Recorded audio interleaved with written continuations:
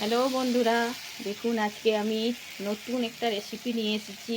আজকে সকাল থেকে ভাবছিলাম কি রান্না করব। তারপরে মনে হলো না, আলু সেদ্ধ এসব খেয়ে খেয়ে তো প্রত্যেক দিন ভালো লাগছে না। তো আলু সেদ্ধ দিয়ে, অ্যারারুট দিয়ে, তারপরে ম্যাগি মশলা এসব দিয়ে পরে এটাকে ভাজলাম, গোল গোল করে বল করে ভেজে রেখেছি। আর ওটার গ্রেভিটার জন্য পেঁয়াজ ডুমো ডুমো করে কেটেছিলাম। হাতের কাছে আমার ক্যাপসিকাম ছিল না, তাই শুধু পেঁয়াজটাই হলো, তাও ভালো লাগবে খেতে।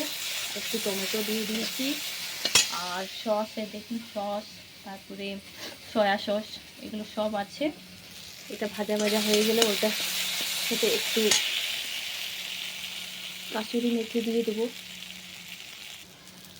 দেখুন, একটু কাসুরি মেথি দিয়ে দিলাম। এটা ভাজা ভাজা হয়ে গেছে। এবারে সসটা দিয়ে দেবো। আর একটু জল লাগবে,